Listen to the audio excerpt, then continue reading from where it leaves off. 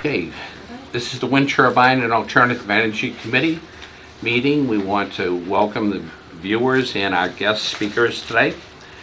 We have two guest speakers. One is the Colonial Power Group, which will be speaking first, and second is the Hampshire Council of Governments, which will be up second, approximately half an hour each. And they'll be speaking to the town on the aggregation of the bulk buying of electricity. And it may take, we'll ask both groups how long it would take it to get going. But even if the town manager were to sign papers for it next week, I think it would probably be months, if not sometime in the summer, before you can go through the hoops that the state makes the companies run through. So anytime you're dealing with state government, there are delays. Right, so first thing on the agenda will be the planner's report. Good evening. Just have a couple things to report on.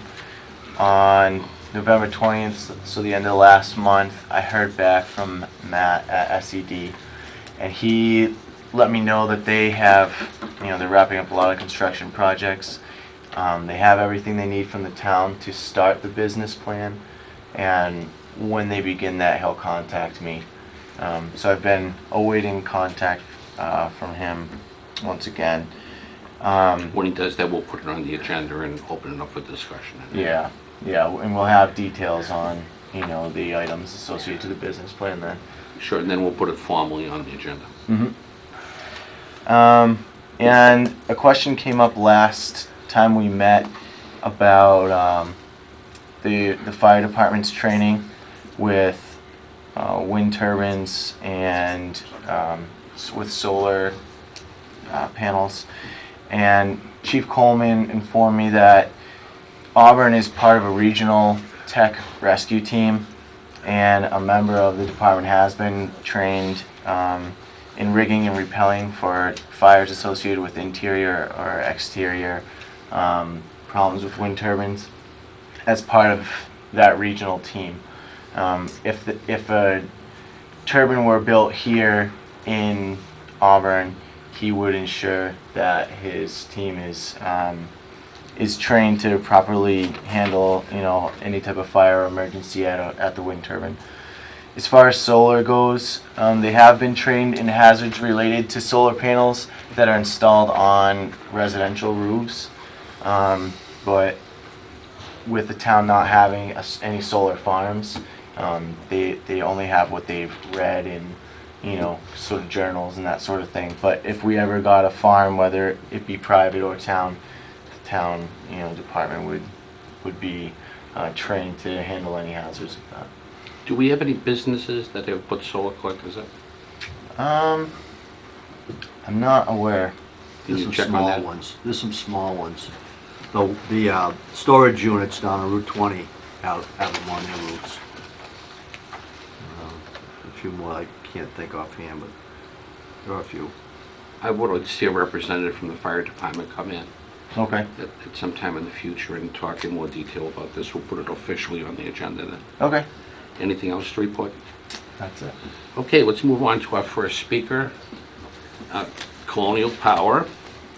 If you come right up here, sir.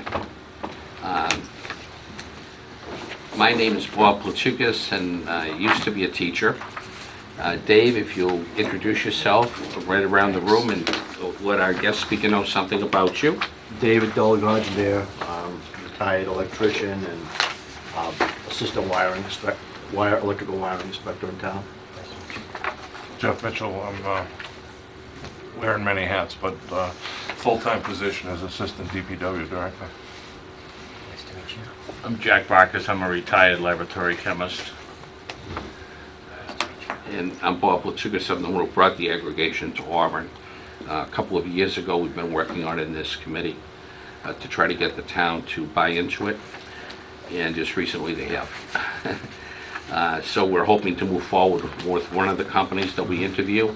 If Julie wants us to interview other companies, we'll be happy to do that and do a comparison of them. Other than that, I want to thank you so much for coming. It's a pleasure. It's wonderful for you to come and do a presentation on the bulk buying of electricity. I'm going to let you do your presentation, and then we'll have questions at the end. All right, great. Fair enough? Thank you. My name is Brian Murphy. I'm the president of Colonial Power Group. We're an energy consulting company based in Marlborough that focuses on helping communities design and implement and manage community choice aggregation programs.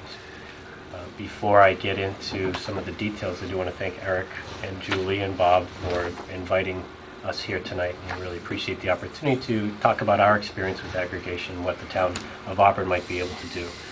And Bob, I also, while not retired yet, I was a teacher too. Great. Yeah, so very comfortable speaking in front of groups. And, and, you know, as they say, once you've managed a room full of 30 kids, everything else is gravy, right? Just 30? Oh, I had it easy. I did prepare a brief PowerPoint presentation. You have handouts of it, so if you want to follow along with that, that's great. And I do have extra copies for Yes, could I have a in couple? the audience. Absolutely. And then, Dave, could you help me pass those out? Yes, I got a couple extras. Anybody Thank you. in the audience? Well, we need one for Maureen, our secretary, when she comes in. She's coming in from, we have one more member coming in from Boston. She rides the train back here. I see. Subject to the whims of the Subject to the MBTA. train, yeah. So as I said, community choice aggregation is our specialty. We offer community services in all facets of the design, implementation, and management of it. We are licensed by the state to act as brokers, and that is we would be the buyer's agent. We would represent the town in the marketplace and link up the demand presented by the town with supply represented by retailers in the marketplace. It's all we do. It's what we do every day. And we don't diversify and try to broker other products. We're focused exclusively on the electricity and specifically on community choice aggregations. We will take the town through the entire local and state approval process. And you know, as Bob noted in his introduction, the town's already taken the most important step at town meeting. By passing that resolution or ordinance, that gives the town the ability to then take the process further. In that, Colonial Power would develop a plan in conjunction with the Board of Selectmen, present it to the board, allow the townspeople some time to comment on it, review it, and offer their input. And after that, it's off to the state. And as Bob pointed out, that's where things tend to slow down a little bit. One of the required stops along the way to approval is with the Department of Energy Resources. You must also vet the plan with them. We've done so on numerous occasions.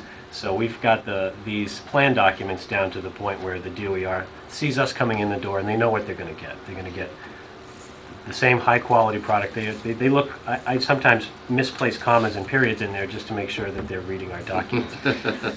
And after you talk to the Department of Energy Resources, you file the plan with the Department of Public Utilities.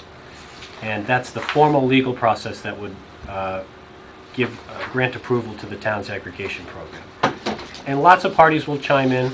The local utility, National Grid, will play a role.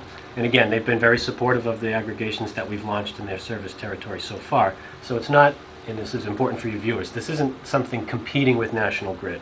National Grid is in full support of consumers, especially bulk buying units like a municipality, going out and accessing the competitive marketplace. The Attorney General will also chime in to make sure that the ratepayers, that is, the little guy that we're all going to represent, are taken care of and that their interests are looked out for. And sometimes there's other interveners who will want to participate, but very rarely. The state has finally gotten this process down, we think, we hope, to the point where they can start churning these things out a little more quickly than they have in the past. Once the approval is garnered from the state, then it's time to take the load of the town out to the marketplace.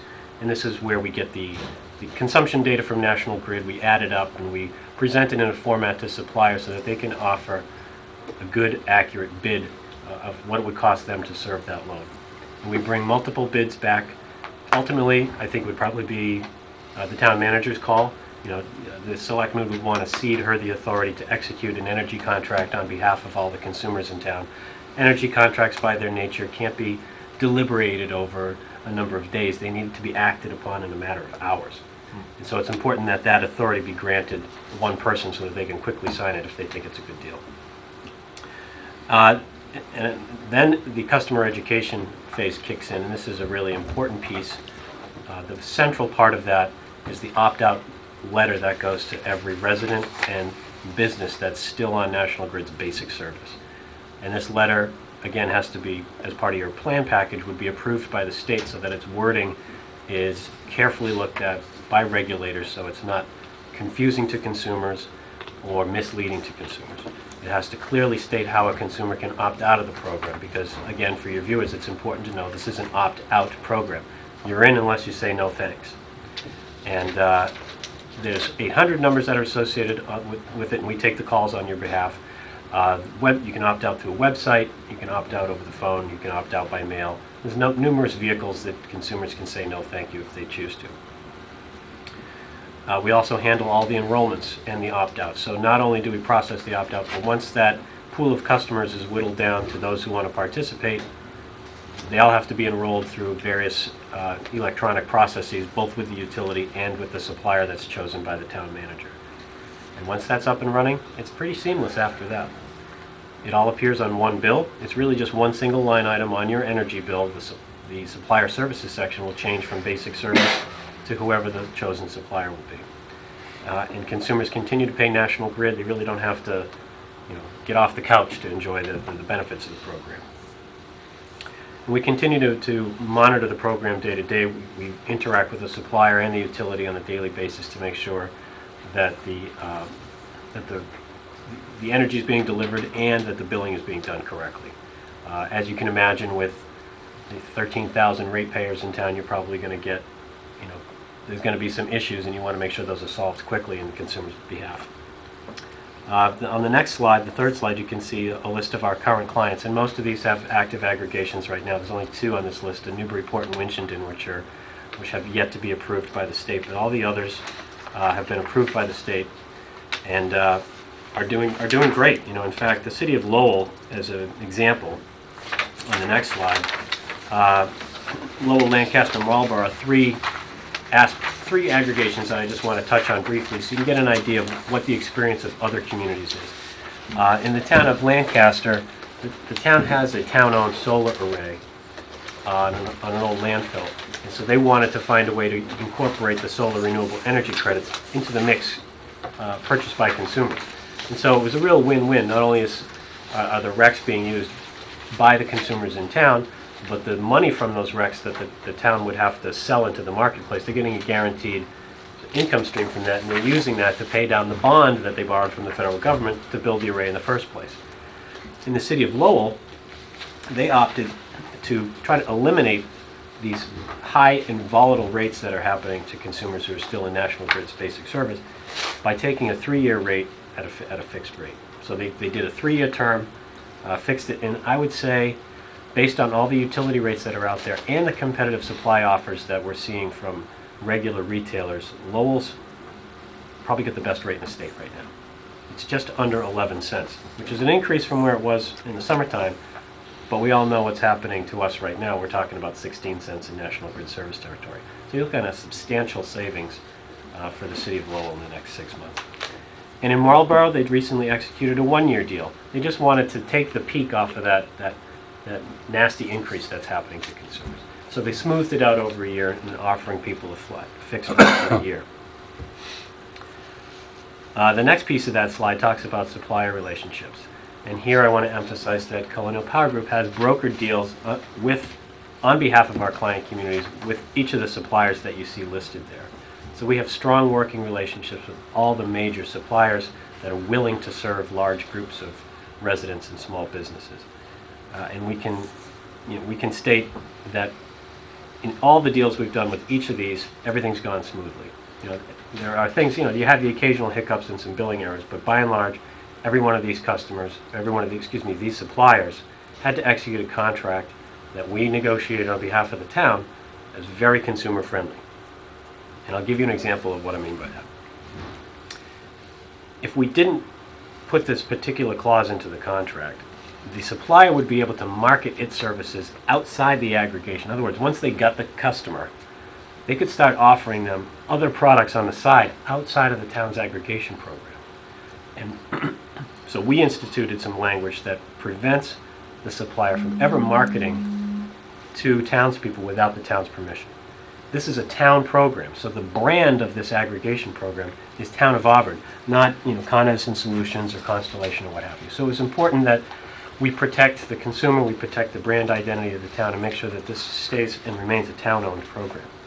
What other programs or options could they possibly be trying to sell? I mean, Once they get a consumer's information, they now have name, address, things like that. So they could market, let's say the town of Auburn did a one-year deal with Constellation. And Constellation came up with another product, a 3-year deal. They could call your customer and say, well, you got that thing with the town, but would you like a 3-year deal? And then you don't know what they're going to charge them. So you lose that bulk buying part, and you lose that transparency, and you lose that ability to advocate for your fellow residents. The next slide shows statistics on the migration of consumers to the competitive marketplace. And I put 2 big orange arrows next to residential and large commercial. If you look at residential, only 21% of the kilowatt hours used by residents in the state comes from competitive energy sources. The other 80% comes from National Grid or NSTAR's basic service. But if you look at the large commercial, almost 90% of the kilowatt hours consumed by large commercial entities in the state is through the competitive market. What do they know that we don't know? All right, they've been doing this for over a decade, and they do so because they either get savings against the utility or they create their own, they chart their own course when it comes to their energy destiny. They are allowed to pick and choose who they work with, pick and choose the rates and terms and things like that. And that's something that residents, outside of a bulk buying opportunity like the town has, really can't do. So we're trying to move that 21% up towards 88. And in fact, even within that 21%, most of those residents are accessing the competitive marketplace through their community program. So while you hear about neighbors doing a deal with some energy company, the guy that came to the door, or somebody that came and or called them on the phone, those numbers are still very small compared to what is happening at the aggregation level. And so you're taking the right step in moving in aggregation forward, giving the town options. Which brings me to the next slide. So what are the benefits? Number one, it's choice. You're bringing choice to consumers where they haven't had much in the past, or the choices they have had have been kind of lousy. And I'll give you an example. Right now, there are what I'll call bottom feeder retailers out there who are calling people or approaching people door to door, particularly your most vulnerable friends and neighbors, and offering them deals that look good on paper or look good at first, but if you read the fine print, aren't. They tend to be variable rates, which are low and teaser rates in the beginning, and then they jump up dramatically in the future. And by then, the consumer is either locked in or is forced to pay an exit fee or early termination penalty if they want to quit. They also offer what's called evergreen products. That is, even after the initial contract term expires, they don't tell you what they're going to do next. They just roll you onto something else, and it's up to you, the consumer, after your term is up with them to say, geez, I wonder what happened, I should look at my bill. And a lot of customers don't. They just forget and they move on. And so we want to offer that third way. You can stay with National Grid, you can go with one of these fly-by-night retailers, or you can go with the town's program, which offers, as I said before, more transparency and more consumer protection. And as I said before, it offers you control. You're no longer stuck with utility rates. You can do what's best for the town. You can go for stability. Just like Lowell, you can lock in a long-term rate. And again, people can always opt out.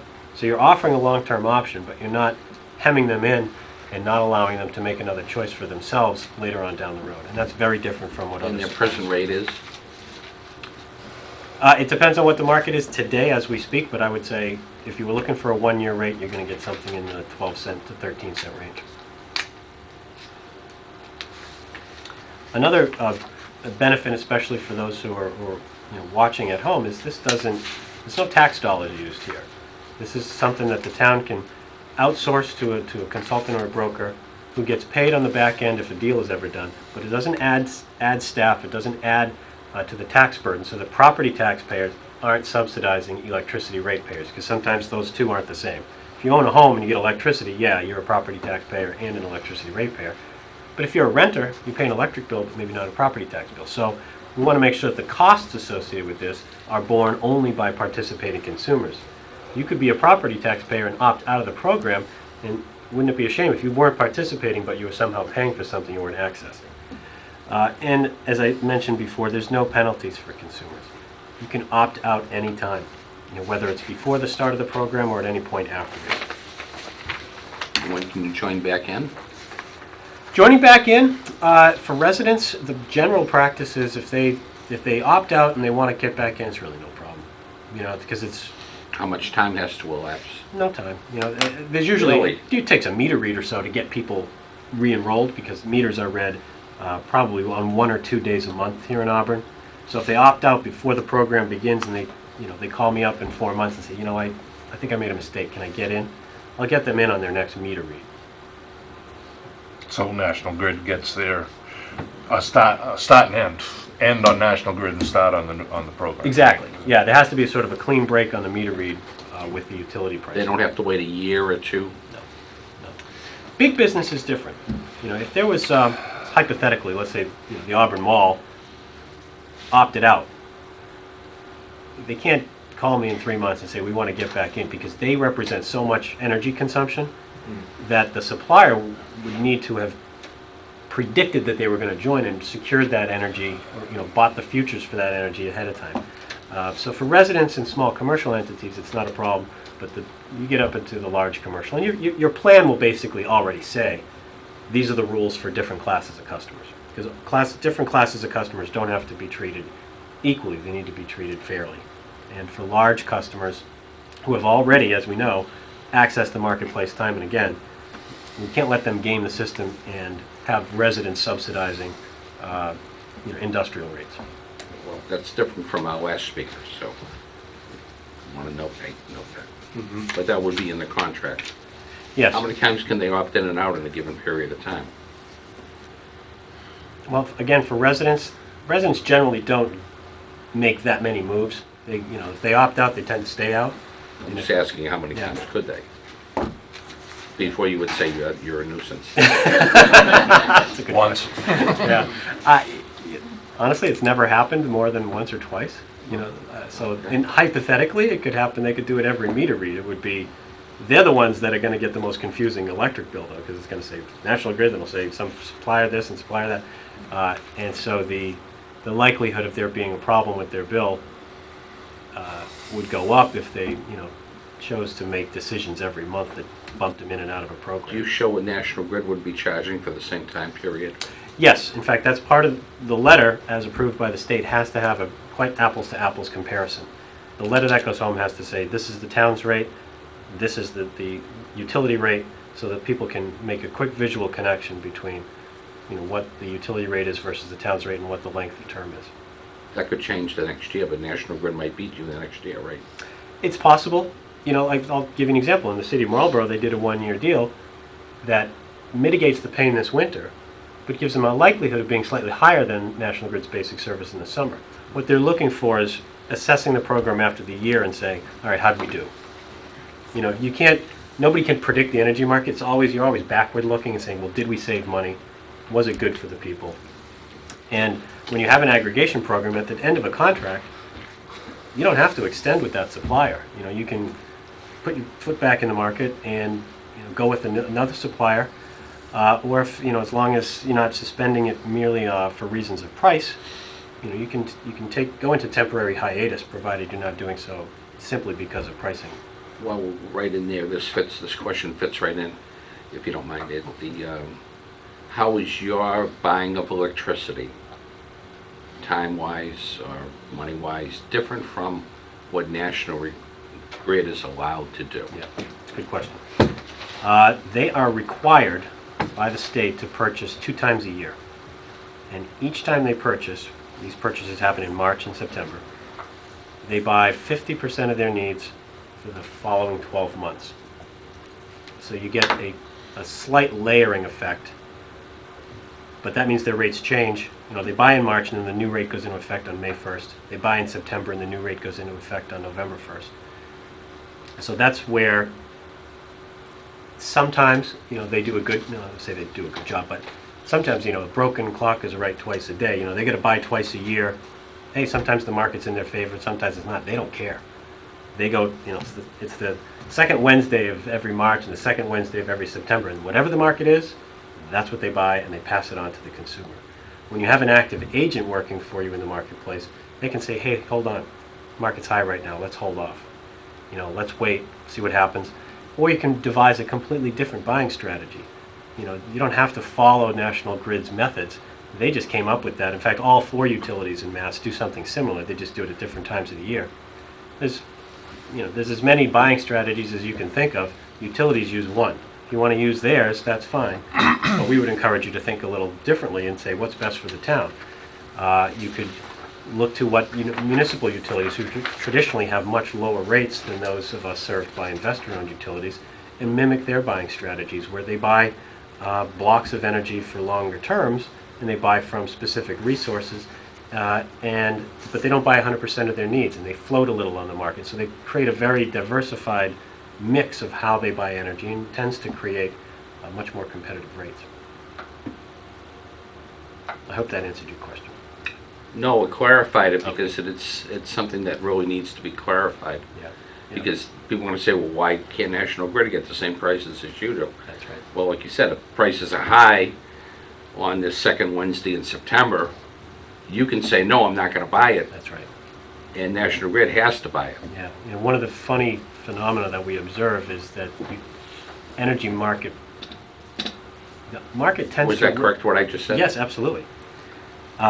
The market, we've seen it sort of rise in the couple of days before National Grid goes out to the market. So it's almost like the market knows, here comes a big utility.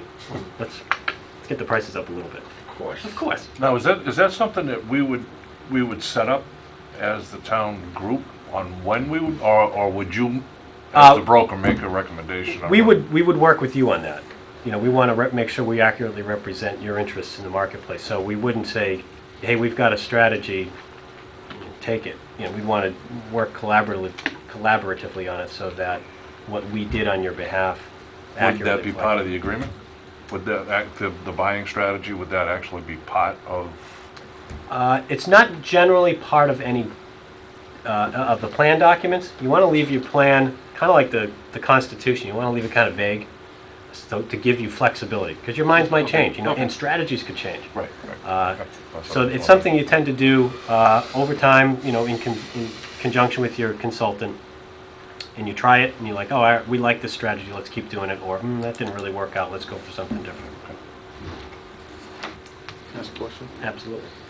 See, just for example, on a 3-year contract, is it just at the beginning of the contract that you go to market to purchase for 3 years, or are you saying that there's different times throughout that 3 years when you'd be purchasing blocks of energy? You can do both. You know, you can hedge 100% of your anticipated power needs the day you go to market, or you can leave some of the back end a little open. And you know, and sometimes, you know, the retailer will fix the rate for 3 years, but they in turn aren't fixing it on their side. You know, they're at the wholesale market playing around a little bit with 10 or 20% on the back end in some of the out years.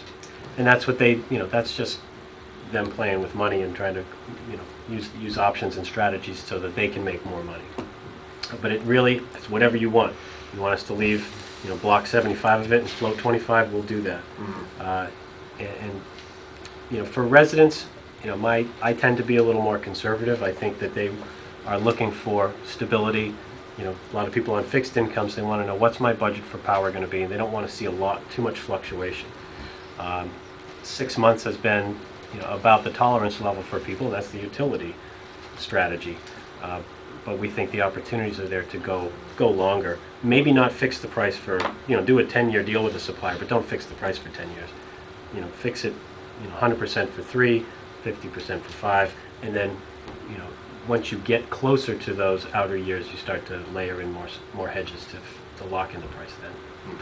Sir, how do you make your profit off of this? Yeah. While working for the residents of Auburn?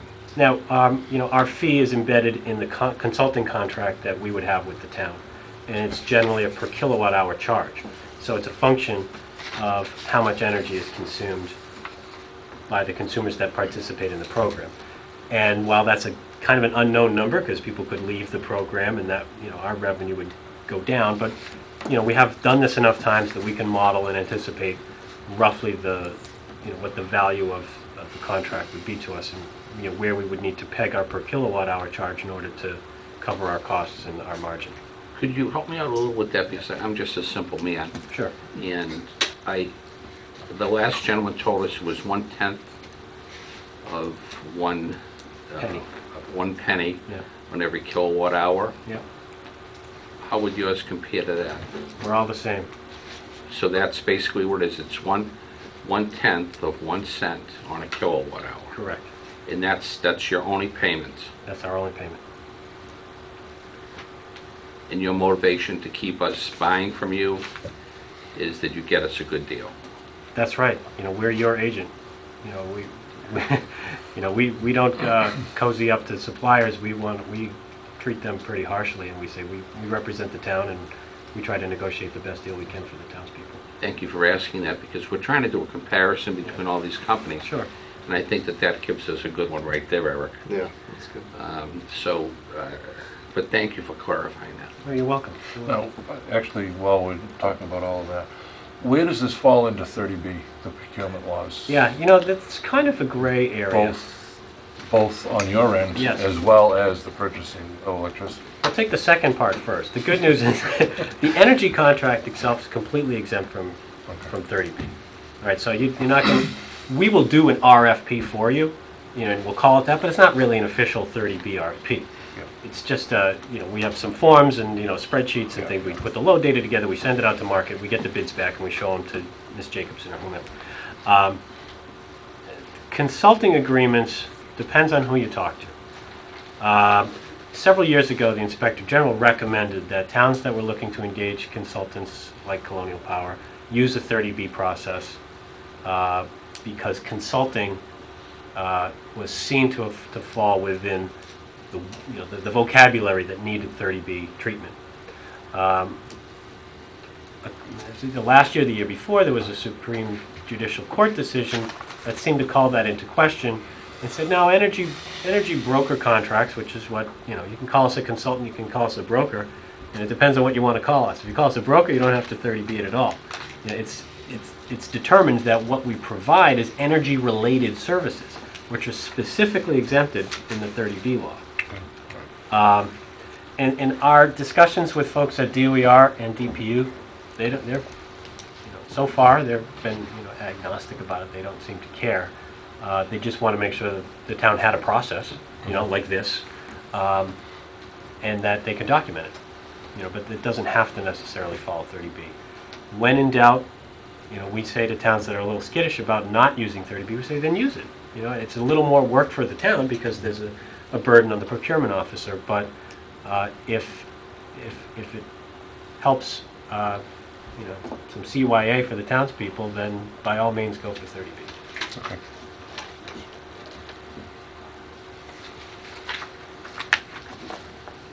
Well, I'm just about to, there's one slide there, but I don't think this is news to you folks.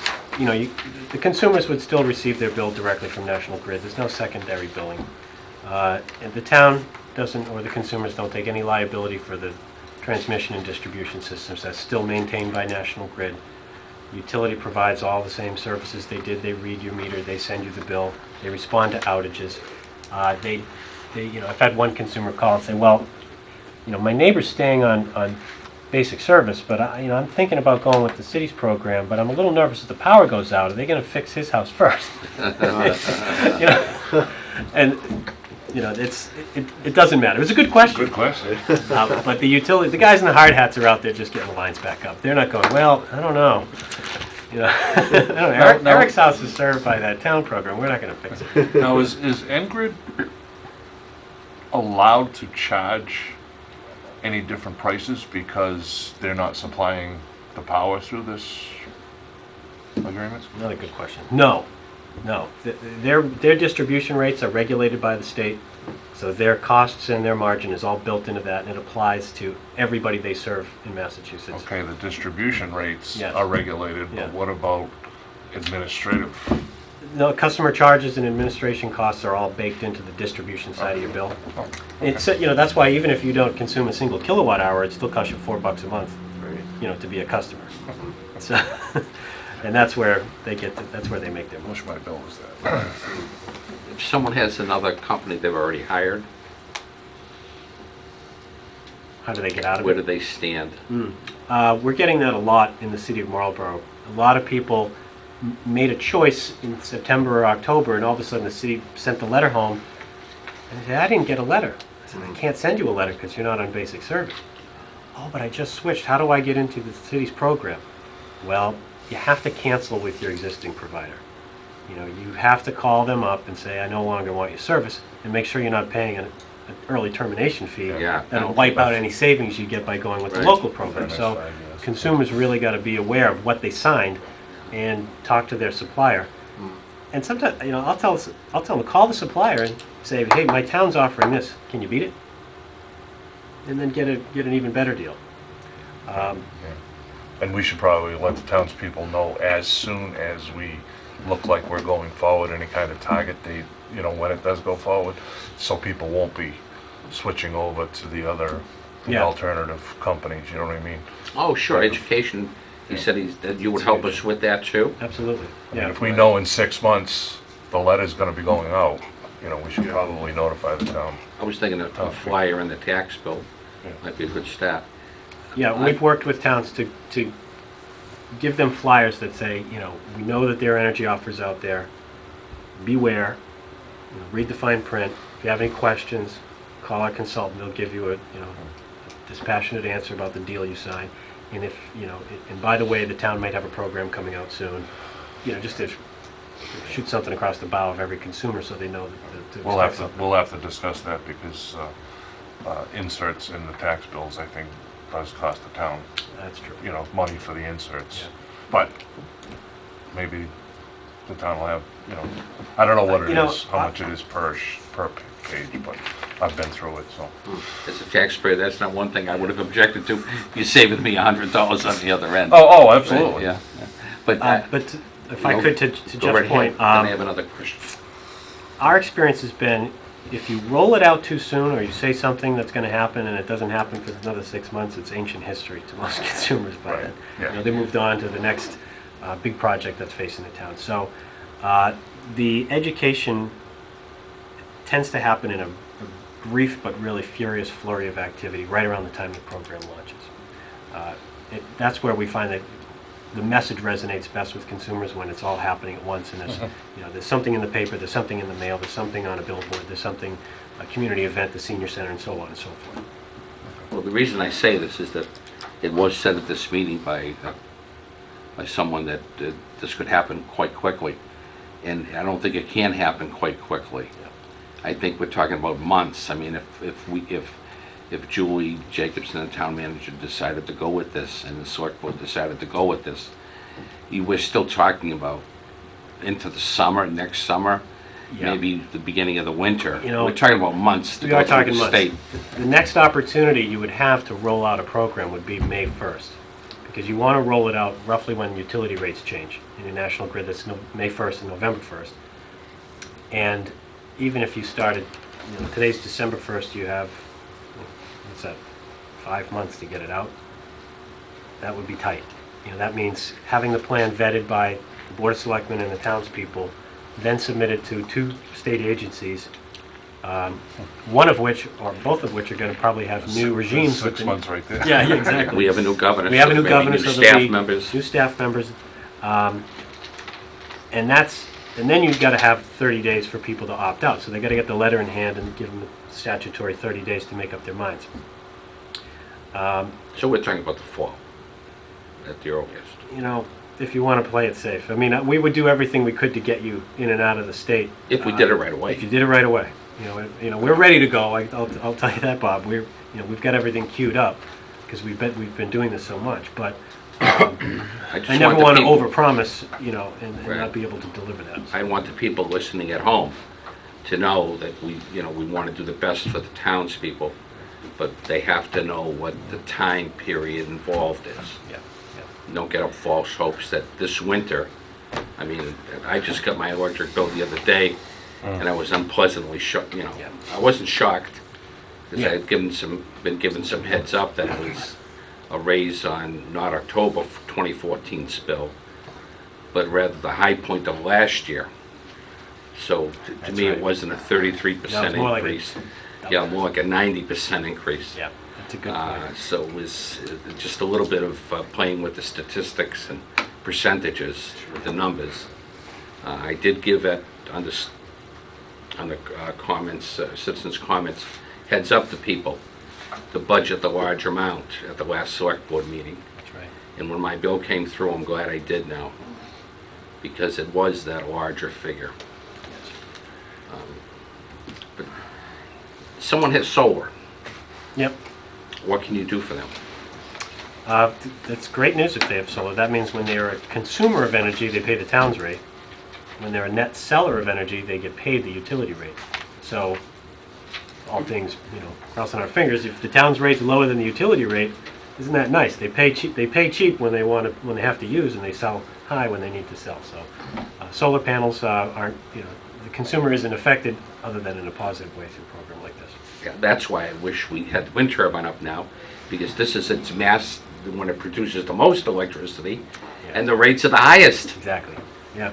So you'd be talking about Yeah, double what the exactly. projected I know, you'd think you were profit going was to from a get it wind for 8, turbine. you'd be getting it for 16. It'd be Oh, nice. Yeah. the profit is enormous, Yeah, because the National Grid has to pay what they're charging. that's right.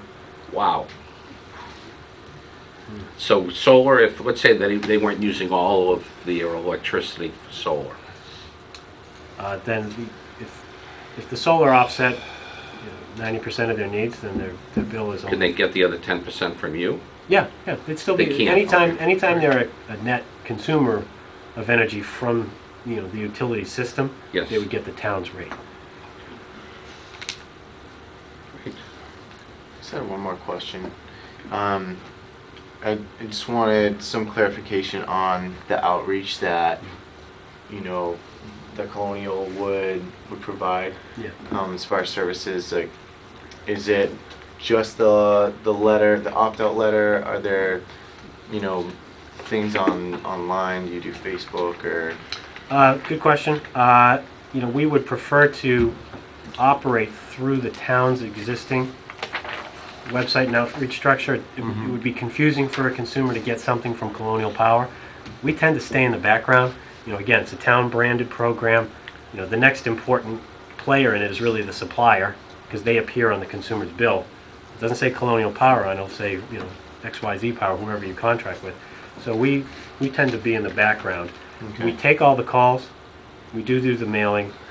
We will, write and let, Julie or whomever, edit a press release. We do talk to the press on behalf of the town. We do community events at the town's discretion. Some towns have said, we're all set. And others have said, I want you at every elementary school 3 Thursdays in a row. Fine, we'll do that too.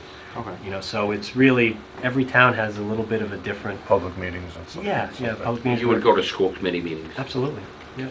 Okay. Yeah. We love doing local cable, programs like this, and anything you want. Sure. Sure. Do they have any existing customers you are now providing electricity for, not towns, the citizens, that where you could show us the savings that they would be getting as compared to National Grid right now? Sure, in the well, last few yeah. months? Well, we can use some round figures. Yes. A But good fairly size, accurate, right? a good size single-family home. Despite National Grid's lowballing of what the average customer uses. If you have a 3-bedroom Cape or Colonial or something, you probably use it almost 1,000 kilowatt hours. So that's a good. Right on the money. Right. So at 1,000 kilowatt hours, just on the supply side of your bill, because I don't even want to talk about the distribution rates. If you, at National Grid's rates of roughly 16 cents, that's $160 on the supply side of the bill, and probably another 50 to 60 on the distribution side. You're looking at an over $200 bill. If you live in Lowell and you have 1,000 kilowatt hours a month being consumed, their rate is 10.8. So the supply side is only going to be $108 on that 1,000. So a Lowell consumer that's using 1,000 kilowatt hours in the month of November just saved $52 in 1 month. Now they're going to save that for 6 months. That's $300 back in their pocket. I don't know what's going to happen in the summer. I don't know where National Grid's rates are going to be.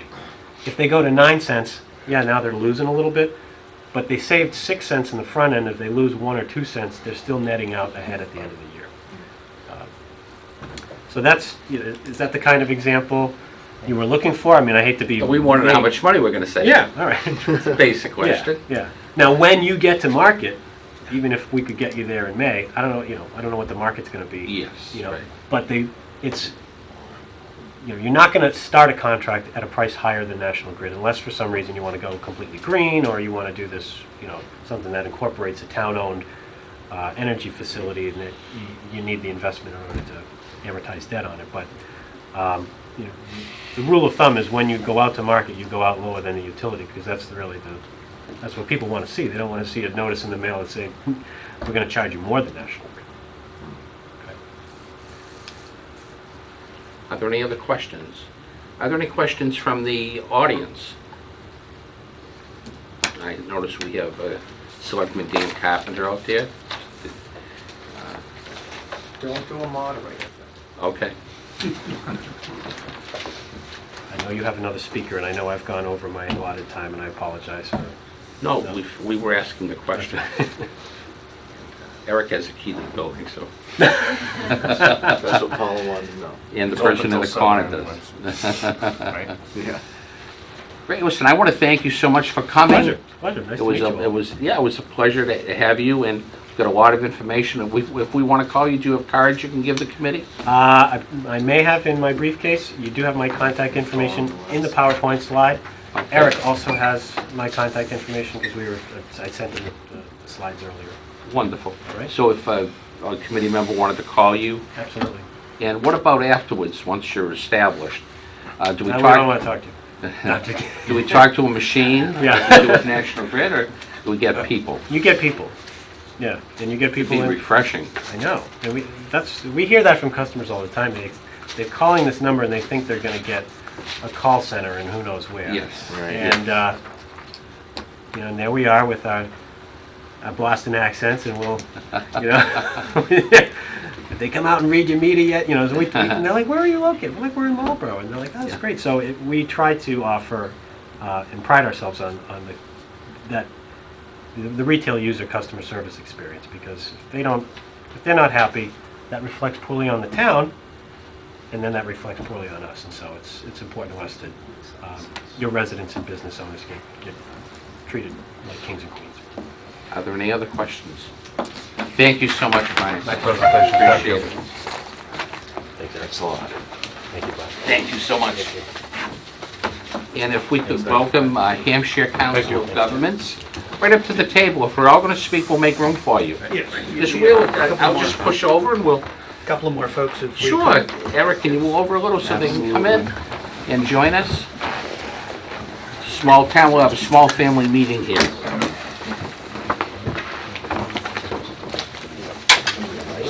Let me see. We have one for our secretary too. Okay, sure. Thank Is that, we have to comply with open meeting law and reporting requirements, which we all know. Got to have it or refer to it. There you go. Yep, we'll make sure that the press gets one. Thank you. Anything you have to board this? Thank you.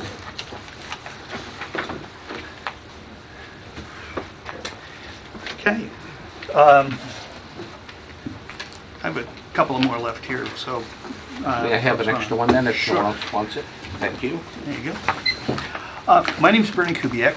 I'm a Regional Services Specialist with the Hampshire Council of Governments. I am, just by way of introduction, I guess, I've done a lot of things in the past. I've worked in the nonprofit world for 3 decades. I've been a selectman for 12 years. I've been a town administrator in 2 towns. And I'm currently on the finance committee in the town that I live in. So I like to think I know local government. You know, Jennifer, if you'll introduce yourself, and Renee. My name is Jennifer Sayers. I'm the Sustainability Specialist for the Hampshire Council of Governments. Recent graduate student, used to work for waste management, focused more on zero waste initiatives for large manufacturing industrial clients, but I've shifted my focus into renewable energy now. And my name is Anne Renee Larouche. I am the energy specialist for the Hampshire Council of Governments. I've been there for going on 2.5 years now. Prior to that, well, my role has changed over the course of my time there. I initially was focused on a community choice aggregation quite a bit, and then on clean energy initiatives. And now I am responsible for electricity sales, the Hampshire Power side of things, and also pushing clean energy because that's my passion. And I'm very excited about the being able to bring clean power through municipal aggregations. That's really something that I'm excited about. So that's me. And Ken Elstein, who you've spoken to before, since his regrets, as you know, he's a selectman in Belchertown. They're having a town meeting tonight. They're trying to do some zone changes because it looks like at long last the Commonwealth will start to clean up the former Belchertown State School, and they can move forward on that project. So he's got his hands full in another way. But I want folks to get the idea right from the start that we are local government. By experience, by practice, we've been around since 1662. The Hampshire Council of Governments is a government. And we're an interesting kind of government because we're a volunteer government. Folks, join us. Towns, join us. We don't get taxpayer funds. You know, we have to make our way by offering services and being entrepreneurial. So we're really a service bureau to the towns in Hampshire County who belong to the Council of Governments, and our charter allows us to work with any government, region, or district in the Commonwealth. So that's why we're here. And as you know from your previous discussions, with them, we've been around as a Council of Governments since 1999. We have counselors who actively are the active managers, if you will, our advisory board for the council. Right now, we've got 20 towns that we serve in Worcester County, even though we're out in the 413. And we serve them through cooperative purchasing, through the group insurance trust, through electricity and sustainability, and now we have the aggregation that we're working on with, where we have 8 Worcester County towns. We've got 39 towns right now that have agreed. We have contracts with they've agreed to be part of this regional aggregation. And this is kind of a new project in some ways because the only other one around is Cape Lake. And Cape Lake was founded some time ago. They've got 21 towns. Right now we have 39, including Barry, Brookfield, East Brookfield, Minden, New Braintree, North Brookfield, Upton, and West Brookfield. We're also talking to a couple of other communities as well. You'll have in your handout, you have a letter from the Central Massachusetts Regional Planning Commission endorsing the Hampshire Council of Governments and what we're doing, and encouraging CMRPC members to join in with the Council of Governments. And so a lot of what I'll be saying is, we'll repeat what you've heard previously from the other 2 organizations that you've interviewed. So I'm trying to give you a real grounding in who the COG is, because a lot of the process is the same regardless of which organization you choose to work with. Right now, we're the largest aggregation in town, in the Commonwealth. We have 39 cities and towns under contract. As their community choice agent, we're open to all.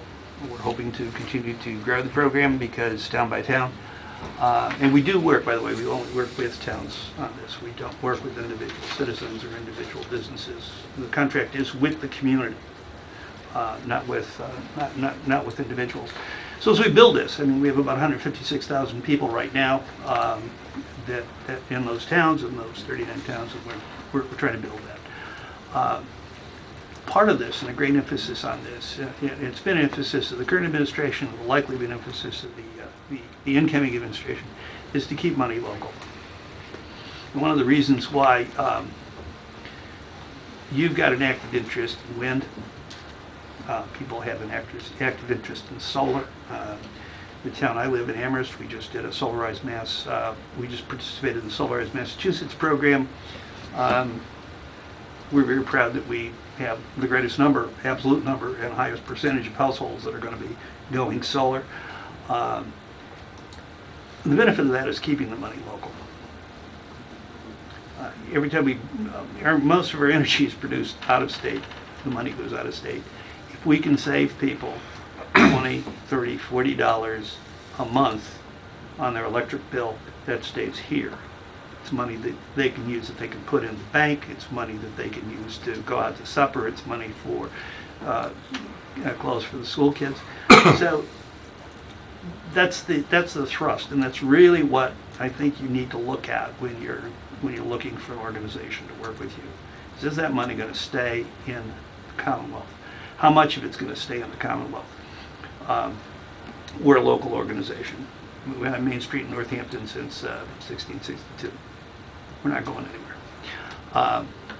We are looking, as we grow this program, we'll be looking to do other kinds of work with the towns to help towns save energy, to promote other programs, to, we're a nonprofit organization. Obviously, we're government.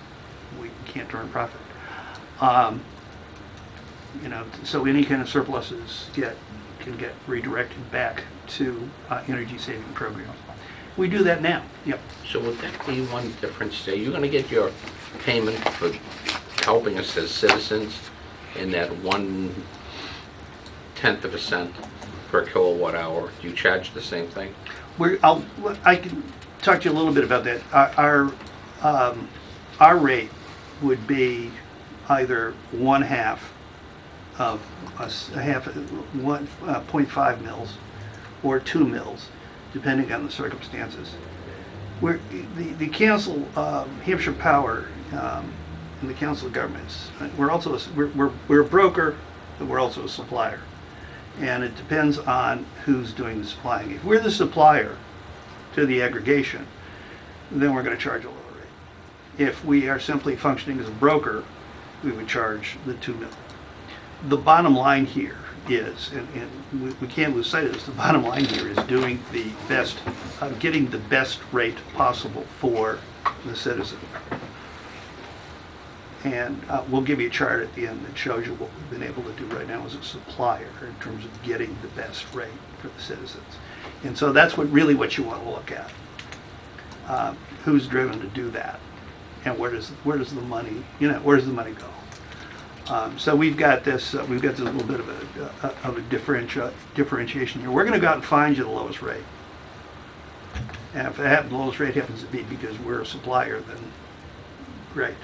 If that happens to be because it's another organization that's out there that has a better rate, then that's when the 2 mil would kick in. Let's talk a little bit about education. Every town is a little bit different, and we've got a pretty good variety of communities that we've worked with, ranging from hill towns that have 700-800 citizens to a town like Auburn with over 16,000, I believe. So how we communicate with the citizens is going to be something that needs to be negotiated out with you. What might be there are towns in Franklin and Hampshire County that publish weekly town newsletters. Everybody in town gets one. You guys don't do it.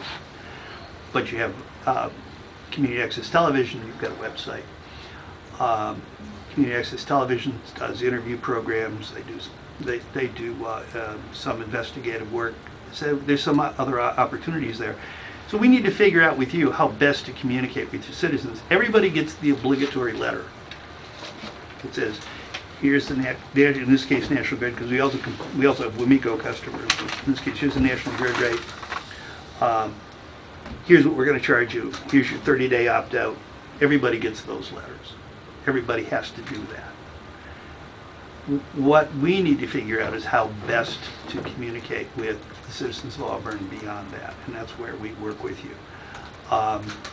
Whether that means, I like to think, when I was a town administrator, we introduced the Code Red service to people, emergency calling. We had to stop and think about how do we do this. So, Code Red got to sweep everybody from Verizon's database. Everybody who had a landline got swept in, but not everybody liked that. Lots of people use cell phones now. Some people, like myself, prefer to be contacted by cell phone rather than by landline. So how do we customize that? How do we get that word out? We used the website. We used the local press. We used the community TV station. We made an appearance at the senior center. We made an appearance at town meeting. Went to the PTO. That was what fit for the town of Deerfield, where I was the administrator. Might be a totally different practice if we went right next door to the town of Conway. That'd have been a whole other different way to approach. But that's what we're going to try to do and work out with you folks, with the select board, with the town manager.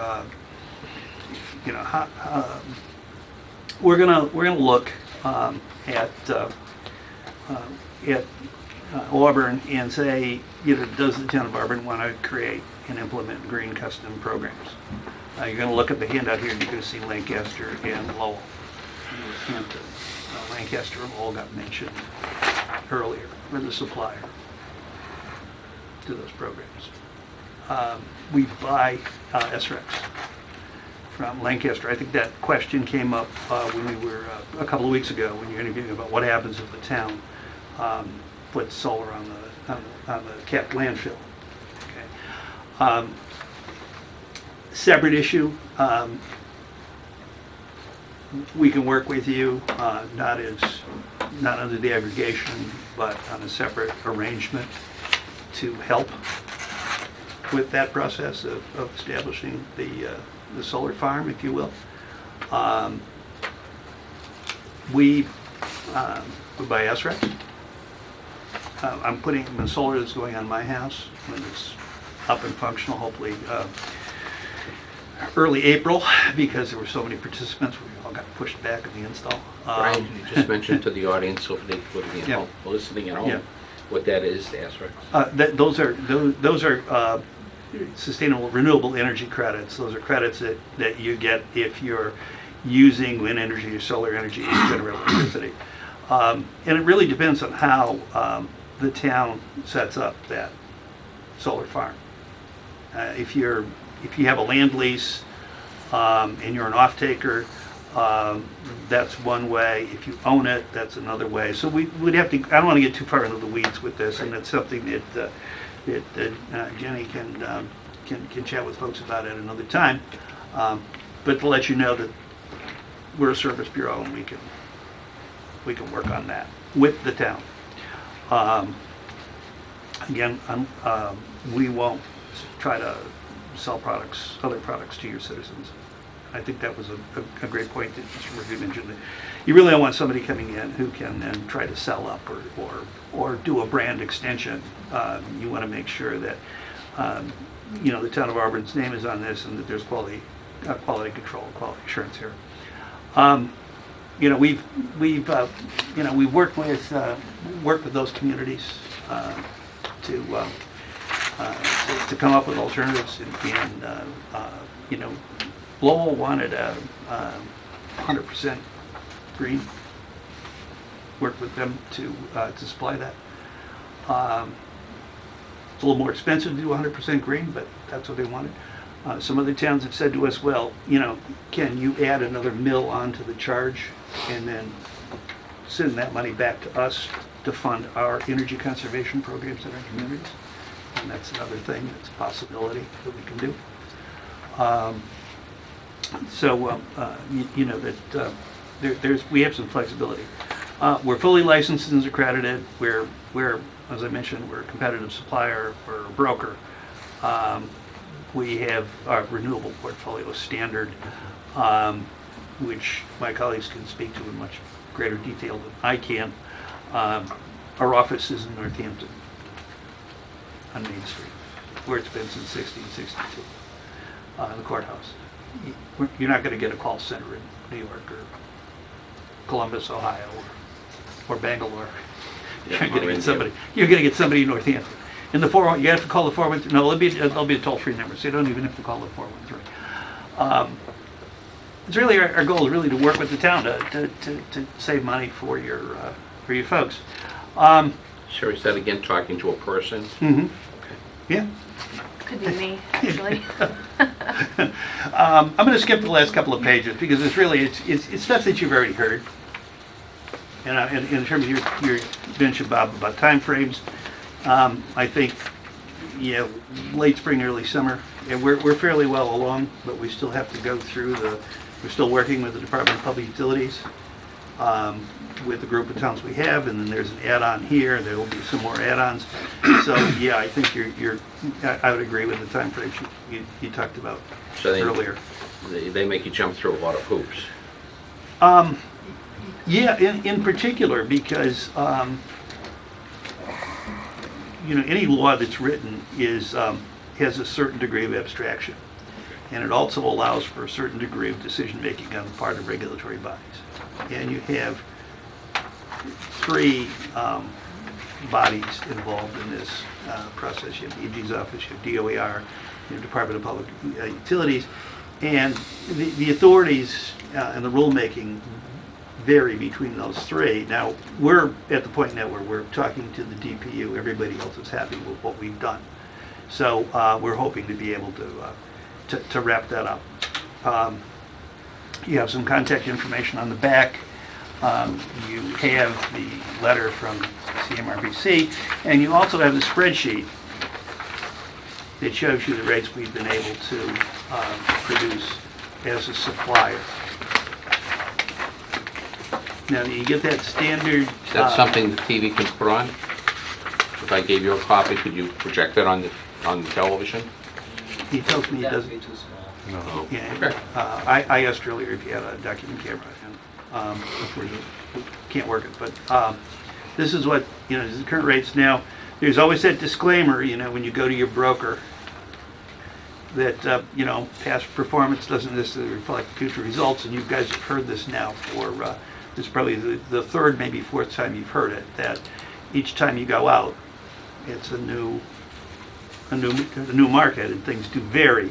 But those are, you know, those are the numbers as of now, and the contract durations for towns that are aggregated that we're the supplier for. So you know, you can get some idea of what National Grid was charging at the time, and for both their residential and the commercial rate and that. To pick up on a couple of other things that folks have talked about, just so we're consistent, the opt-in, opt-out. Like the previous speaker, you basically wait for the billing period to be over before you can opt. If you opt out, you're out. And you're out and you want to come back in, you wait for the next billing period. It really depends on when National Grid or Omega is reading the meters. So somebody couldn't opt out one week and opt back in the next and see the change. They have to wait for the billing cycle to go through, but there's no limit on that. In fact, you know, as was suggested, we don't see, in our experience, a lot of people, at least as a supplier, we don't see a lot of people coming in and out.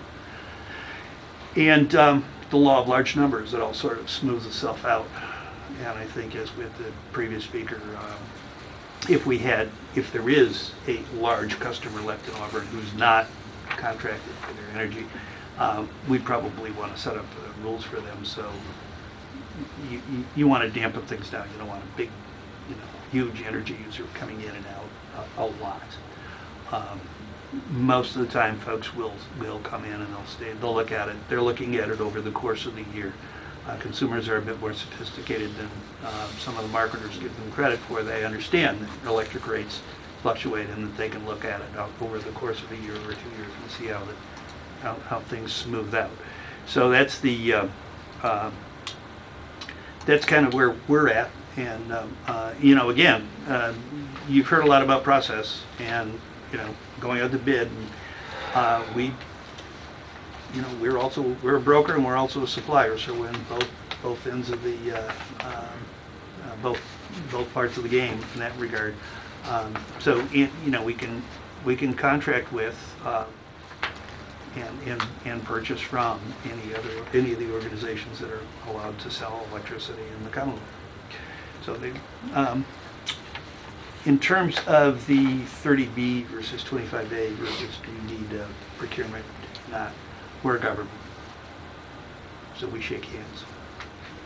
There's no procurement issues in dealing with the Council of Governments. Everything's arm's length. The other thing is, frankly, I made reference to having you attach that to the minutes of the meeting or make a reference to it to where it's available. We're governed by the open meeting law. We're governed by all the blue sky laws that this committee is, its select board, and anything else in Auburn. So what we do is out there, it's available. The one thing that we don't share, however, and we can protect it, is customer information. So we will not make that available. We will not sell a customer list. That's that information that we get from WMECO or NetGrid that's sequestered, and we can protect that. I'm trying to stay within that half an hour time Okay. period as best we can. Sure. But, when people have important questions, it's important to answer them. You have no problems with this being added into our minutes when we submit it? like And I also, said, the other speaker, his can be added. Okay, great. sure. Questions from the I committee? just, I see same town on both of these, right? Well, in this case, we're a supplier, so we'll respond to a request for a bid or a proposal, and one of the things that was mentioned in the previous discussion about the Serpent bid. We didn't respond to that because they weren't interested in receiving responses from suppliers. Why they wrote it that way, I don't know. But we would have been competing with that one as well. But So that's what we do. You didn't compete in the Serpent bid? No, because that bid specifically excluded organizations that were suppliers. I see. They were looking purely for brokers. So, Can you explain the difference between supplier and broker? well, it's just to Do you create energy as a supplier? we purchase it. Okay. We purchase it. We also, the broker function is a bidding function. We purchase it and resell it through Hampshire Power, and I can ask Ian Renee to talk a bit more about that process if you care to. Are there any other questions for Mr. Kubiak? Okay, perhaps we can, did you have anything else to add? I want to thank the committee. I mean, this is really kind of exciting, and as somebody who's had a reputation as somebody who's a tree hugger and who worked very hard to make the towns that I worked in green communities, it's really nice to see this committee being as active and aggressive as you are towards towards the aggregation, looking at not being afraid to look at wind energy, not being afraid to look at solar, to really kind of stretch people's imagination as to what can happen. So I'm sure you're going to make a good decision. You know, and I want to thank you for your diligence and your enthusiasm for having us back. Thank you. And I just want to point out, that was a big difference between the two companies that presented tonight and the company that presented before, is I believe that he said you'd have to wait until the end of the contract, which would be a year, 2 or 3 years, before that person who opted out could join back in. So as we do our matrix, I think we should notate that. And also the fact that this company sells electricity to brokers in addition to being a broker themselves. Well, we respond to brokers. We respond to brokers. And you're a nonprofit. We're government. You're a government. We're a government. You're a nonprofit. A nonprofit. So is the Green Bay Packers nonprofit. Yes, but they, as far as I know, Not doing well. yeah, as far as I know, they're subsidized and we're not. Yes, and the charities, I don't know, if an aside, the charities do very well in the Green Bay area too, and they get, I think, the nicest stadium and personal in the country. Well, if somebody wants to build us, taxpayer expense, a nice new set of offices instead of our courthouse. Well, And I'll end that with, the NFL has banned any other nonprofits. You cannot join as a nonprofit in the National Football League, because they don't want another Green Bay. I'll leave you with some business cards. You have contact information in the Pass packets. those to the committee members. You have contact information in the handouts for all of us. Wonderful. Thank you, Mr. Thank you. Kubiak. Greatly appreciate it. Take care. Thank you so much. Okay. Oh, Thank I you. thought you might have, no one else was going to speak tonight. We were available for questions. Oh, questions. Yeah, Did the audience have any questions? They were here to make sure I stayed on the straight and narrow. Didn't drift. Thank you so much for I tend to get off Thank topic you. if I'm given the opportunity, so. As a former teacher, I understand that. I have a master's degree in education. Have a safe trip back. Thank you. Thank you again, Brian. Does the committee have any comments on the presentation? I knew we should call, but I knew because you couldn't come on time. So, but I didn't want to answer it. 'Cause Nope.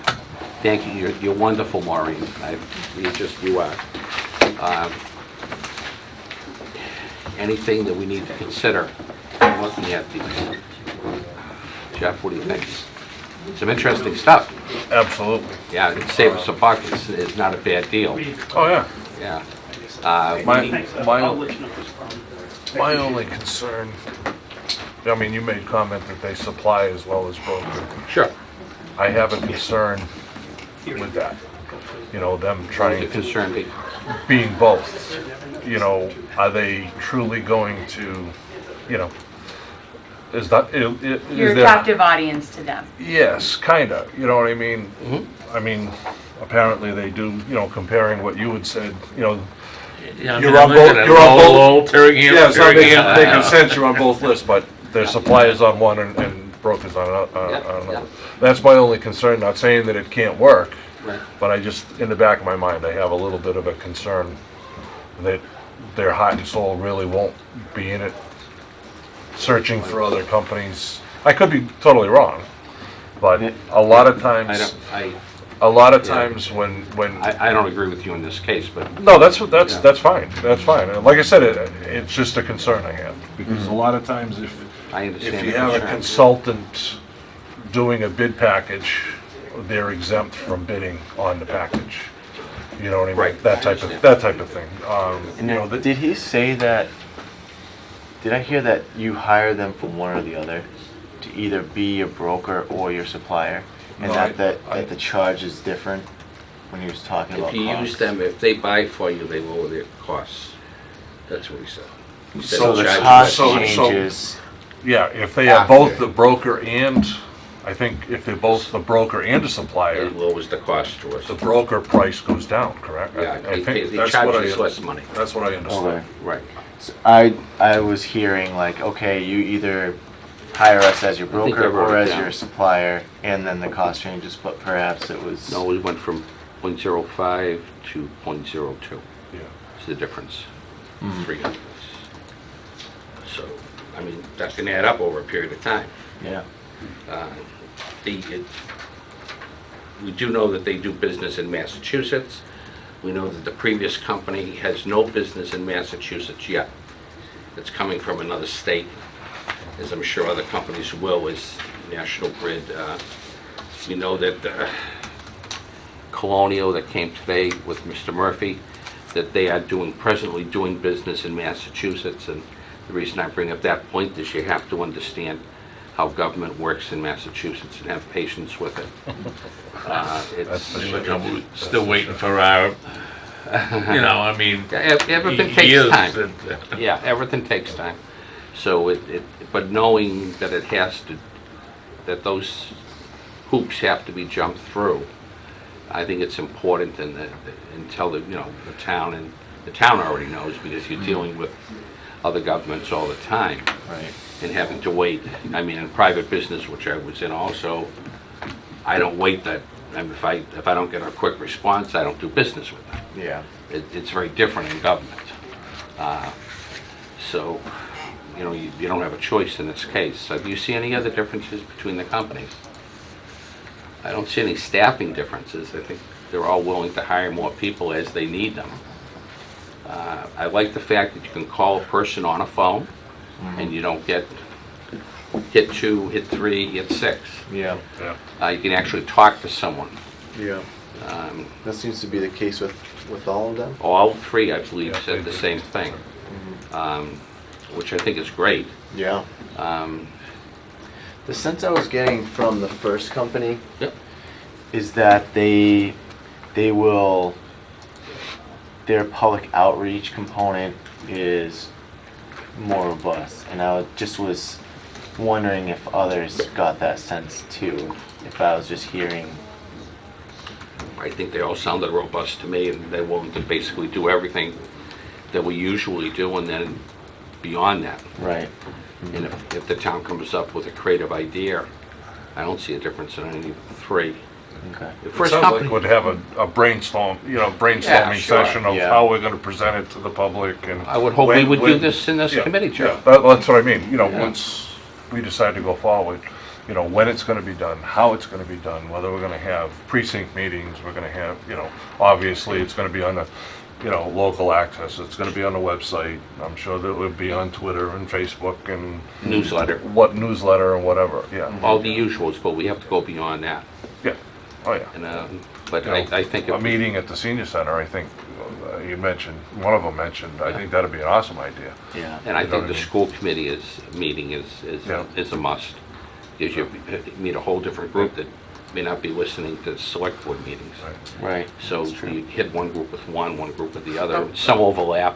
Right, we had them in before, correct? A year? New Hampshire, New Hampshire's been in, I think. When I first brought it here, I did have them in, it was Now, there. what was the issue that they couldn't do something at that time because, wasn't there? There's no issue, it's just. I just thought that there The was. town was Oh, it not was just ready. because of us? The town, Was it because of the town, or was the it? town was not ready to move forward at that time. Oh, okay. I thought it what was it was. something that they didn't have in place. No, it was the town. Okay.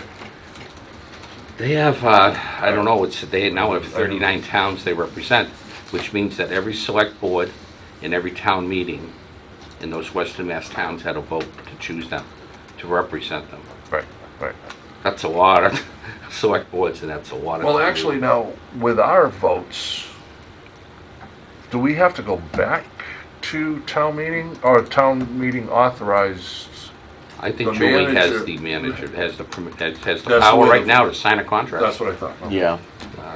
But I just don't want people to think that if we sign it today, next month, they're gonna be able to get lower electric Oh, right, bills. right. Yeah, December bills. It's not, Right. government is. She it's not- signs the contract, and then we go through the planning process, or the plan development process with whoever. Right. Right, and you've got to go through these other departments, state departments, Mhm. and they have to approve everything. Mhm. And that's going to take some time. I mean, that planning process alone would probably take 4 months, I would think. It could be. How we're gonna present it, with directions, Yeah. I mean, I don't, once we pick the company, then we'll know better, I guess, how long it's Well, gonna remember, take. we're an advisory committee, we Oh, yeah. can make a suggestion to Julie, Right. as to what we think, and I'm hoping that Eric passes this information along, and if somehow we develop a matrix of some sort, we can then pass that on to Julie and the select board. It'd be very helpful. But these meetings, that everyone can watch the meetings and get a feeling for the individual speakers and the companies that they're representing. And we're providing a service, an educational service to the town here. And it will let the citizens and the select board is, our representatives to make decisions and vote on things. So town meeting has already spoken. They've given her the power. Yes.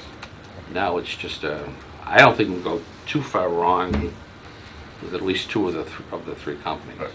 Do we have more coming in, or is this? That was my question to Eric at the last meeting, and also before the meeting I asked him, does Julie want us to interview any other companies? She said that she feels 3 is a good number if if the committee would like to interview more. Of course, it's not a negative, but she doesn't have necessarily any other companies. The company Colonial was a suggestion from her, Okay. and so that was her suggestion. Good Energy, I believe, was a conversation that Adam had begun before he left. The company that's out of state. Mm-hmm. And Hampshire. But they're not doing Council. any business in the state. So they don't have any. I mean, we could always send out or either advertise or send out for an RFP from other companies. Yeah, I'm not sure if the RFP process. We don't have to. Right, But if we right. want or request for quotes or Yeah. when the time comes to Right. put the package together, Mhm. we could get some information from some other companies other than the 3, or, I mean, I'm fine staying with the 3 that we have. Yeah. What we were trying to do with the committee, Jeff, was to expedite this for Julie, Okay. so that we would have the meetings promptly. I mean, we've had 2 meetings within a month. And I wanted to expedite it before the new year, so she gets some information from us. Well, I'm fine, then I'm fine with the 3. If she wants us to interview another company, be happy to do that if she feels like this is adequate. If she wants to meet with the committee or part of the committee, or, I mean, right now we're using, as we did Adam, sending the information through Adam. Right. Now we're sending it through Eric. Yep. And also she can watch any one of the meetings. Right. Do you have any feelings? I mean, we do have a quorum here. If anybody wants to vote on something, I mean, I missed the first presentation, I apologize for that, but if the rest of the committee's comfortable. hopefully it'll be on TV. I haven't seen it play yet. Perhaps they could tell us when it will. Yeah. I can probably find it online too. Yeah, sometimes they play them right away, sometimes they don't, sometimes. But I mean, if the rest of you are comfortable with the first one, as being part of the 3, I'm fine with that too. If it was on TV, then you'd have a chance to look at it, and that, David was here for that one, I think. I mean, I feel more somebody that, doing work in the state. I mean, you don't want to Right. be. Yeah, I do too. I mean, if you're the only person they got in the whole state, you kind of wonder, how much attention and stuff you get. I mean, both of these places. I mean, here you're talking, Marlboro and Lancaster. Couple towns. North Brookfield, and they're not next door, but they're in a neighborhood. I mean, you're dealing. If they're there, they could come here, or vice versa. I mean, Both of these companies have people in the state of Massachusetts working that came tonight. The other company is Connecticut and Illinois. So there's one office in Connecticut. I don't know if they've opened an office in Massachusetts yet. That to me is, it's a warning signal to me, because it's not just all over the phone. They may have to go there and visit. Yeah. Do they have enough staff and people to go and do that? Right. The people in both of these companies probably know the first names of the people they're dealing with in each of these state organizations. Oh yeah.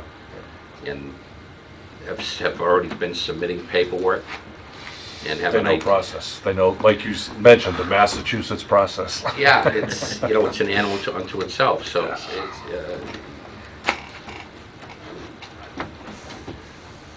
any other comments on this? I'm happy with what we've done. I'm kind of proud of the work we did. And I think we're bringing something to the citizens to save them money on their electric bills. And it's only up to the citizens to take advantage of it. That's right. Time will tell how much money they will save. The figures they gave us as compared to my bill this month, this would be considerable savings. Right. Because my electric bill was a shocker, to say the least, so I was not surprised by it. He was, our first speaker was right on. He just about explained my electric bill. Nailed your Just bill. almost Yeah. exact. So, you know, Yeah, $50 is $50. And this is a seamless process. I mean, you're still going to get a bill, you just write the Yeah. check or however you pay it. It's the same way. I mean, Right to National Grid. Yep. the only thing, aren't the telephone poles in this town owned by The majority is Verizon. Verizon? Verizon owns the poles, Right. but, you know, that's part of the I'm sure the National Grid is leasing the poles or pole space or They whatever have their wire. from Verizon. Yeah, because when somebody takes down or a pole falls down, it's Verizon. Verizon. Normally, that goes out and repairs, does the repair. Yeah, And then but- once the new pole's up, then National Grid comes in and Fixes the connection. puts their lines back. Or whatever, yeah. And any other companies that are using it, like the cable company, Oh yeah, they're all on. They all pay. They're all on Verizon poles. so they pay them something. Yeah, so Verizon's making out quite well. I'm sure. Great, our next meeting. I don't think we should have one in December because of the holidays and everything, unless any of you see a need to. I got one other Yes, thing. I mean, I don't know what we can do as a committee or whatever. We talking more and more now about solar. Well, I'm thinking, you know, that South Hall Road place is gonna, I would think, be an excellent place for solar. I don't know how the rest of the committee feels about it.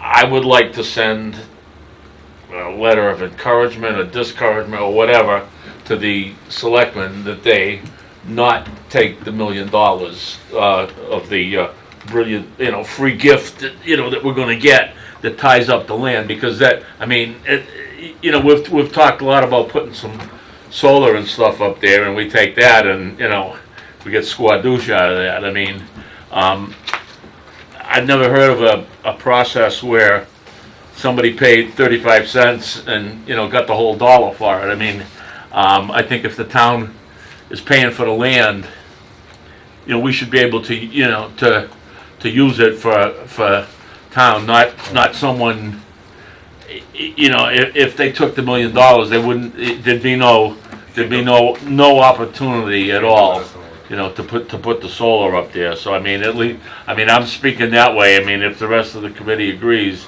I'd like to see something sent that, you know, that's the committee's thought on that. well, we could certainly have Eric pass it on as something if you put a motion in.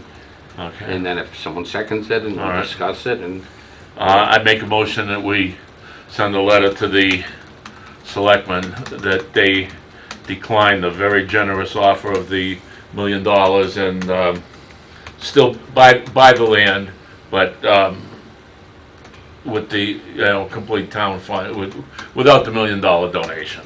so that we can use it for other So purposes. that the land would be open and able to be used for whatever purpose seemed fit. Yeah, some people have talked about the town wells. I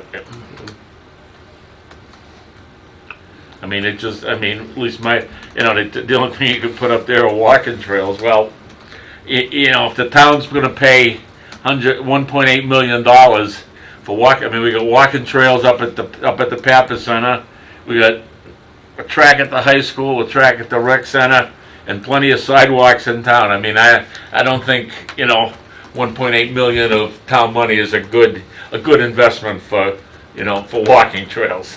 Lumansky Park is pretty nice too. I don't know if you got that, Maureen. So the I'll second it. I make a Seconded. All right, open for discussion. Uh, Yes. A while back, I had, one of the other meetings, we had brought up about solar in town and whatnot, and I did some investigating, and I didn't realize, you know, the landfill would be a perfect spot for a solar farm, but the town is already, how do I want to put it? We've already consumed 96% of power usage through net metering agreements Mhm. with other communities, Mhm. which only leaves 4% that we can generate through, like our own solar Mhm. farm type of thing. Mm-hmm. So what was recommended was, rather than us looking into putting our own solar farms in, would be to lease the land, you know, like the landfill, or, you know, the South Hall Road property, to, you know, a company or somebody that would be interested in We're on putting the motion for South Old Road right now, but yeah, but I'm just putting it out for information that, Right. that we couldn't necessarily put solar in because we don't have enough energy usage that would, you know, that would necessitate a solar farm. We could lease the property for a solar farm, okay, which means we would get tax revenue for the lease as well as the lease money. But for us to, there's not enough for us to put in a solar farm and. For municipal usage. Yes. well, as the law is written now, I understand that to be correct. I believe that what Hampshire Council of Governments was talking about is something different. That if we had set up solar farms, that they would help us sell it to other communities. Oh, yeah, I understood them correctly. There's possibility. That's what they would do and help us to do it. In fact, they might buy it for one of their. I mean, I'm open to all I'm just letting us know, Yeah. because I was a little shocked that we were tied up 96%. I didn't realize, I knew we had net metering agreements with other communities, but I didn't realize it was 96%. But that's all. only under, we're only talking about that one restrictive law. Mhm. There are other ways to skin the cat. And Okay. in this All right, case, well, the I- Hampshire Council of Governments, I think, offered us that other way. And that, in fact, they might even buy the green credits themselves. Yeah. Okay. And of course, you know, that's but that law can change. The select board said, you know, like, they changed HARP rules. Any law can be changed. But we should stick with this motion. Yeah. Well, you did second it. Yep, I did. We're second open it. for discussion. Yep. Jeff was discussing it, and I'm just trying to keep it on that. Yep, well, that's fine. I don't have any problems with solar collectors on that land. I think it would be an excellent way to bring it, and I think Julie pointed out it would bring back about $2 million to the town over the life of the solar collectors. Of course, they're assuming that they only last 20 years. I had solar collectors on my house for 27 years, and they were working just fine until I sold that house, and it provided all the hot water I wanted from 9 o'clock in the morning until 4:30 in the afternoon. And when I was being extra frugal, it kept me in showers for 3 days. I just shut off the hot water tank. But that was a little different. So I don't have any problems with the solar collectors, but I also would think that town wells on that site, if Worcester cuts us off some of our water or restricts us on a new building on not giving us more water, we could very well need town wells on that side of town. As I know on that property, the town, I think the sewage is already in and the water's already in on South Hold Road. That's my Well, understanding. part of it, not all of South Pole Road. No, but it's right there. Yeah, it's close enough. just gotta extend it. It's close enough to connect in, Right, absolutely. right. But is that Worcester water? Yes. Elm Hill. So at some point, you know, if Worcester may say no more water, then we would Right. need that part of town for town wells. So I don't have any problems with that. Any other discussion? Okay, all in favor? Okay. Aye. Jeff? Yep, right, sorry. So it's unanimous. That 4 is a majority of 7. So for other purposes, basically, so that motion passes. Is Eric gonna write that letter? No, I don't know, To write it on We the can board's write behalf? it in the committee if you want. Yeah, or, you know, I think it would, personally, I think it would probably sound best coming from the chairperson. And I'm not trying Thanks, to Eric. pass the buck, but, That's you all know, right. That's all right, I've You taken a represent- few bruises from the wind turbine project occasionally, and I've slipped a few of them, but, yes, I'll be happy to do that. And I don't know when that, when that vote is coming up, or, I mean. Next week? I think it's the 8th. Is it next week? You For plan on voting? for the gift, Yes. we don't have a schedule. You don't have a schedule? The first right of refusal we do, which is this Thursday. This Thursday. Oh, Thursday, okay. All right, that's what I was getting confused. okay. That's a quick letter. Yeah. Maybe you could pass it But that's across. only the right of first refusal. And then Right. after that vote, then they can decide how they're gonna fund it, not necessarily Thursday. A long drawn out process, isn't it? Were we talking about that earlier in the meeting? or- It's just an extra. Thank you. Yeah. All right, our next meeting, Julie mentioned to me, she caught me in a corridor one day and said that she has a company that's talking about building solar panels in Auburn outside of that tax credits program with the state. And they would be for community use, in other words, residents of Auburn. Yeah, I mentioned them at our last meeting. Okay, do we want to have a meeting with them in January sometime? And that would be community use of solar collectors. Yep, so what they do is And of course, any other items you want to have on an agenda. they develop a solar farm and then they can sell the energy to the residents in town or to residents in neighboring towns. But, Or they might sell it to one of these companies. yeah, they might. You could ask them about that at the meeting. Absolutely. Things might fit together nicely. Yeah. So I knew this was another way to skin the cat. Okay. When would a you date- suggest the meeting should be? I'm open to suggestions. I suggest not the first week. Okay. Martin Luther King Day would be one of those Mondays too. It would. In which the select board meetings are Second and fourth. second and fourth. Second, fourth, Fifth, and yeah. fifth if needed. It's the fifth month. It's the fifth Monday they do. So the third Monday, we would try not to have it on a select board night. Okay. So that looks like the January 15th, if there's no pre-existing conflicts Yes, with the planning January board. 15th? yes, correct. Oh, That's the third. No. I'm The looking at first- December, the that's first not is on good. Are you looking at December? 19th. And what's the date for Martin Luther King?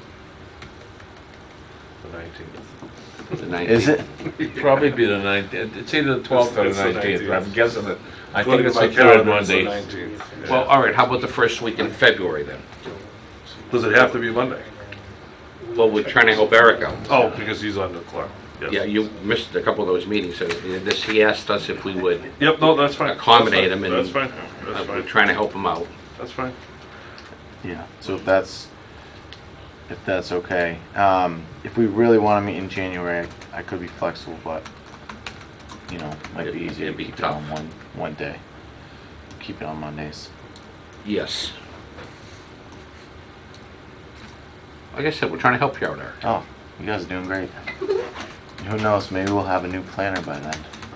Oh, you going full-time? I'm not, no. Could always have it on Groundhog Day, February 2nd. So we're talking February 1st, what is the, February 2nd? February 2nd 2nd, is the first Monday. Okay. 5:30 PM, Okay. planning board room if available. And if there's a conflict, I won't post that until later. Okay. Anything else on committee? I'm doubtful for that day, but I mean, that's my very busiest time for me, the last week in January, first 2 weeks in February, so. Okay, I mean, if I'm available, I'll make it, but I understand. extremely doubtful. We all have to make money. To follow up, I did contact one of the action items to see if National Grid said whether there was any impact to the programs, the rebates, the financing offers if you went through the municipal aggregator. So I called and they said, no, customers are still eligible for any of the programs that they offer. That's So- great news. Yeah. So all those people that might not join the program, and it's something that we really need to put out Get there. everybody to buy in. Keep saying it over and over again, that you can still do the energy saving program. You can still get the low interest loans if you join this bulk buying of electricity. You're still eligible for all of that, which is good information. Thank you, Maureen. Thank you. Anything else? Any other ideas from committee members? I take a motion to adjourn. Make a motion to adjourn. Seconded? Seconded. All in favor? Thank you so much for coming.